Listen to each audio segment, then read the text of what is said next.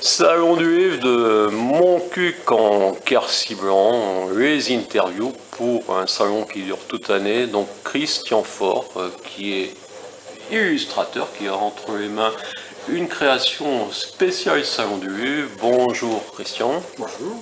Donc voilà, on va zoomer sur ce Montcuq en Quercy Blanc. En voici le fameux poêle de Montcuq, donc c'est des références à tout ce qui a fait que Montcuq n'est pas une commune tout à fait comme les autres. Tout à fait, c'est un clin d'œil à l'émission culte des années 70. Donc votre métier c'est ça, c'est de faire des dessins? Mon métier, oui, c'est mon passe-temps, c'est mon métier. On va retirer cet inédit, ce collector, pour arriver à Faure, le meilleur de l'actu 2017. Mais avant 2017, il y a eu le meilleur de l'actu 2010, 2011, 2012. Oui, c'est le troisième. Ah, c'est le troisième, donc ça a commencé en 2015. 2015, après les attentats de Charlie Hebdo.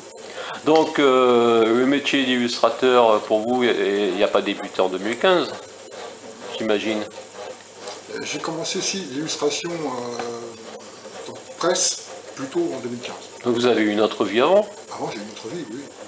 Qui n'avait rien à voir avec l'illustration? Qui avait plus ou moins un rapport avec l'illustration, mais dans d'autres domaines. Donc on en dit deux mots pour voir comment on arrive à être illustrateur de presse, c'est aussi ce qui est intéressant. Les affiches, les cartes postales, les maquettes. Donc dans la communication finalement. Oui, oui. Donc vous étiez en fait un créateur de communication au niveau visuel et dessin. Et la ligne d'à côté, j'étais employé. Donc après, maintenant vous êtes à 100% dans 100%. l'illustration, donc pour un hebdomadaire unique qui est La Vie Quercynoise, ou vous travaillez pour d'autres? Non, je ne travaille que pour La Vie Quercynoise. Donc vous êtes 100% au service de La Vie Quercynoise. Exactement. Donc on vous dit ce qu'il faut dessiner chaque semaine? Absolument pas, j'ai carton libre. Carte blanche. Carte blanche. Donc c'est rare ça. Vous devez pas faire 3 dessins et qu'ils choisissent celui qu'ils veulent? Alors, quelquefois l'actualité se précipite, il y a beaucoup d'événements. Effectivement, je fais plusieurs dessins.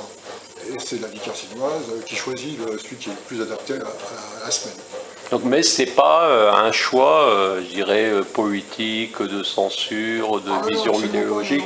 C'est simplement ce que eux considèrent par rapport à d'autres articles. C'est ça en fait. Voilà, parfois vous donnez plusieurs choix, mais vous n'avez pas une ligne imposée. Absolument aucune. Et je sais pas, je suis pas illustrateur de presse, mais c'est une liberté rare. Il paraît-il, oui. Oui. Donc comment vous avez gagné cette liberté? Jusqu'à présent, j'ai fait des dessins qui collaient à l'actualité, sans être jamais trop... je déborde rarement, je sais m'arrêter à l'endroit où après ça bascule dans le graveleux et l'excessif, on va dire.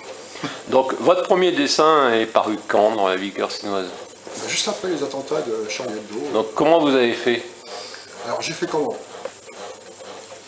C'est très simple, j'ai fait plusieurs dessins que j'ai envoyés à plusieurs médias et ce n'est que La Vie Quercynoise qui m'a répondu. Donc vous cherchez en fait un support.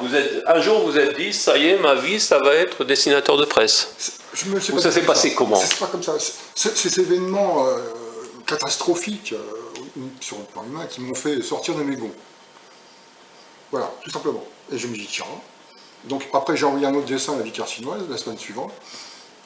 Et j'ai remarqué avec plaisir qu'il celui aussi était paru. Donc c'était une forme au départ de bénévolat, parce que ça a été un premier dessin qui est paru comme ça, comme un dessin de lecteur. C'est ça. Et finalement, vous êtes passé de dessin de lecteur à dessin de contributeur régulier et hebdomadaire.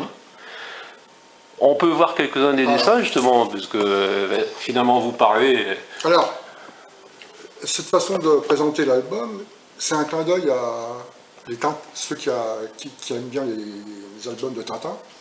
Vous avez dû remarquer que sur les albums de Tintin, en pages 2 et 3... Je ne suis pas spécialiste de Tintin, je suis désolé. Donc il y a toutes les photos des personnages des diverses aventures, Capitaine Haddock, etc. Donc moi j'ai mis mes personnages à moi qui font l'actualité. Enfin, je dis à moi, donc on retrouve tous les personnages de l'équipe de France de la politique et du reste. Les candidats des dernières élections présidentielles sont là. Mais j'y suis pas. Non. Ah ouais, j'avais pas eu les 500 signatures. Moi. Non, mais c'est vrai, j'étais candidat. Je l'avais Ah pas oui, su. exactement. Ah oui, voilà.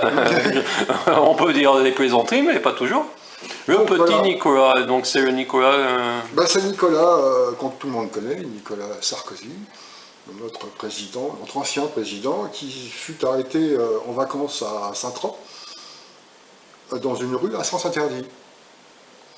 Donc, Mais les présidents ont le droit de passer dans les sens il interdits. n'était plus président. Ah, quand on n'est plus président, on n'a plus le droit aux On sens a moins interdits. le droit. Donc il s'est fait haranguer par un gentil policier municipal qui gentiment lui a demandé de reprendre le bon chemin.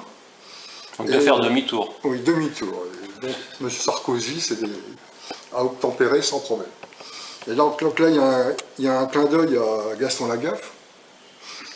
Donc, on voit le policier mécontent parce qu'il rentre dans le sens interdit. Et petit, donc parce que tout le monde sait que Nicolas est petit, il lui demande qu'est-ce que c'est que ça, et lui, Sarkozy, une sucette géante. Parce que c'est l'histoire de Lontarin et Gaston Lagaffe. Et vous êtes certain que tout le monde comprend ces références? C'est pas sûr. C'est pas sûr. C'est pour ça que depuis, j'essaie quand même que ce soit compréhensible par tout le monde. Donc voilà, parce que c'est des références qui nécessitent d'avoir des lectures et d'être bercé quasiment dans le monde de l'illustration, c'est ce que vous venez de me dire. Exactement. Donc là, ce sont des élèves d'un collège toulousain, je crois, qui a écrit au président Hollande, lorsqu'il était encore président. Pourquoi il n'est plus président? Non. Ah bon, d'accord. Mais peut-être que vous en parlez après, qui est devenu président? Oui. Pour qu'il intervienne pour que le mot chocolatine soit dans le dictionnaire. Voilà. Donc à chaque fois, c'est un événement. Donc chaque semaine, vous rebondissez sur l'actualité, en gros. Donc d'une façon amusante et jamais méchante. Donc, et vous travaillez avec les correspondants de presse, les journalistes de la vie carcinoise, ou finalement vous faites votre travail? Contacts, mais vous êtes complètement indépendant, mais voilà, vous leur demandez pas ce sera quoi l'édito de la semaine. J'ai aucune réunion. Non, vous n'êtes pas en réunion. Non, mais voilà, ça correspond. Donc, votre dessin n'est pas l'illustration, par exemple, de l'édito de la semaine. Absolument pas. C'est votre propre vision. C'est mon petit coin de page qui m'est réservé. Et donc, ce genre de recueil, c'est-à-dire, même moi qui ne m'intéresse pas tout à fait au sujet, j'ai déjà entendu parler de Plantu, qui c'est aussi son année. Ah oui, aussi, oui. Donc, vous qui n'avez pas la notoriété de Plantu, c'est pas, vous savez, bon, c'est pas scandaleux ce que je vous dis, vous n'avez pas la notoriété de Plantu. Quel est votre public pour ce livre, par exemple? C'est principalement les gens qui sont donc abonnés à la vie carcinoise, qui sont lors de salons comme celui-ci, sont contents de mettre un visage sur un nom de dessinateur. Et mes abonnés Facebook, pour ne pas les citer, avec lesquels j'ai des bons contacts et des bonnes retombées. Mais principalement, c'est les salons. Donc c'est finalement une continuité de ceux qui vous ont eu. C'est très difficile donc pour vous finalement d'aller plus loin que lecteur du département finalement. Ah non, de toucher dans d'autres départements, parce que la vie carcinoise, c'est quand même principalement les abonnés sont du département. Oui, donc vous avez quand même, c'est très difficile finalement, alors que vos dessins, à première vue, touchent finalement tout le pays, vous ne parlez pas spécialement du Quercy. Ah non, je pense pas forcément, et pas spécialement du Quercy. Donc, mais finalement, votre lectorat principal est quand même situé dans le département, c'est les gens qui vous connaissent, voilà. Qui vous connaissent, pas des amis, mais qui connaissent par rapport au journal. Donc la prochaine étape, ce serait de réussir à populariser vos dessins, peut-être au niveau national ou...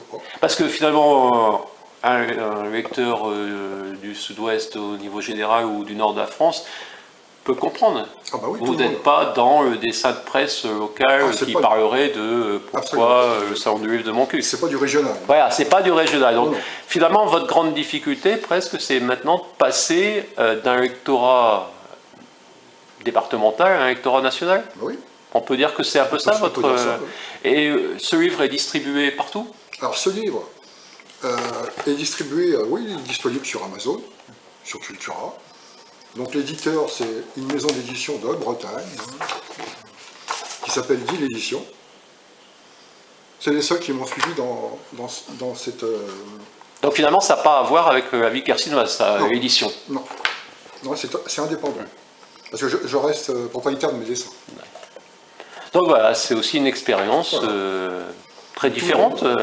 On s'aperçoit que des dessins de presse peuvent être regroupés et comment après, effectivement, vendre. Donc vous n'avez pas de solution finalement, vous n'avez pas encore trouvé cette petite solution qui ferait que vos dessins pourraient intéresser autant ailleurs qu'ici. Absolument.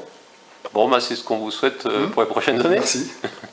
Ben, merci Christian Faure, et donc on Merci le retrouve chaque semaine dans La Vie Quercinoise, qui est un hebdomadaire de notre département.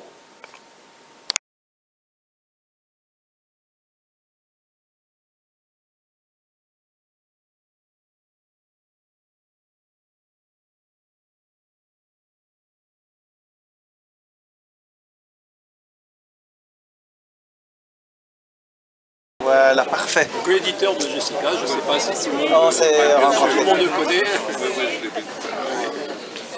Merci. Merci beaucoup. Absolument.